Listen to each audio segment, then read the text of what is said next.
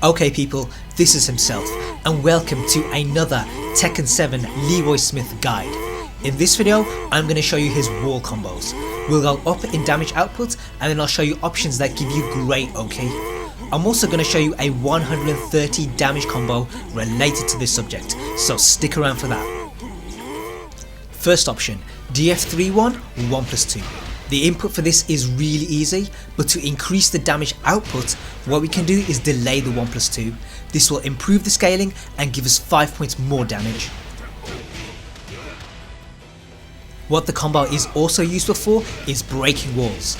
Sadly the delayed version doesn't work, but what's good about this string is that it's consistent. They don't need to be high up on the wall for the whole thing to land, and that's going to make it useful in one of the other combos that I show later on. Next option, F+1, F+3, 1+2 4. This string does the same damage as the delayed version of DF3 1+2, but it starts off with a jab, so you might not land it when they're slumped low on the wall.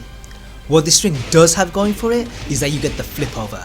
Here, tech rollers can get up easy, but against anyone holding back, DB2 1+2 is guaranteed. Next option, 2-1-2-1. This does 1 point more damage than the previous combo and you still get the flip over, so it's pretty much the same story.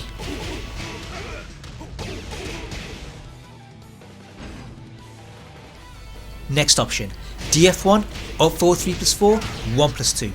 This does slightly more damage again, but what's good about it is the DF1. This can catch people low on the wall and the rest of the combo is consistent as well, so this is probably the best all-rounder. Next option, 1+2 1+2 1. At first this looks like it does the same damage as the very first string. It also breaks the walls just like it, but what you can do is delay the last hit, and that means you do more damage than the other options I've showed.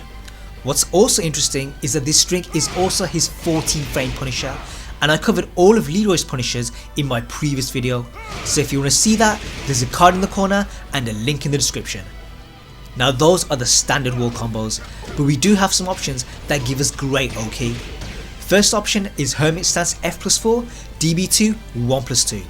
Here, when the kick lands low on the wall, the ground pound is guaranteed. There's nothing they can do about it, so it's not really OK. A true OK option is D1+2. This flips them over and spikes them. So what that means is that tech rollers can't get up. The only way they can stand quickly is if they hold back. Because of that, what we can do is use the ground pound. This is guaranteed on those who try to tech roll, and back rollers need to crouch to block it. And even if they do, it's only -13, so only a few characters are going to launch you. To mix it up though, we can use D1+2 again. This will still hit people who try to tech roll and it's safe on block. In fact it's 0 and it forces them into a crouch, so what you could do is set up a parry. Now in the future I will be doing a video covering all of Leroy's parries and their setups, so if you want to see that, make sure you subscribe. Next OK option, F+2 3-4. This is the same damage as the very first string I showed, but it leaves you in hermit stance, and in terms of OK, this is the best of the bunch. One follow up is back +4. This will hit all options unless they tech roll and duck. On hit it's +4 and they're crouching, so you can follow up with a back +1+2 or go for the throw. Now if they do happen to block it, then you're only at -13, which is not that bad. But to discourage them from doing that, you can use back +1. If you do this immediately after going into stance, you'll whiff, but if you delay it slightly, you'll catch them. On hit, this is +7 and they're crouching, so you can follow up with a whole host of options. I'm not going to cover it now because I will be doing a war game video in the future, and if you want to see that when it comes out, make sure you subscribe. But back to this video. Back +1 is +7 on hit, but on block it's +4, so you can use the same options as back +4. What I found surprising though is that this move also hits grounded, and that makes this mix up seriously strong. The only way that I could find to escape this consistently is a late tech roll. This works either way and you end up behind Leroy.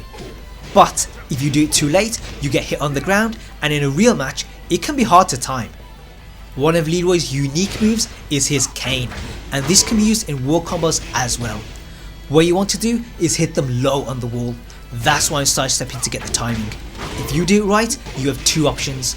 The low damage consistent option is the ground pound, but the higher damage one is up 4 3+4, 1+2.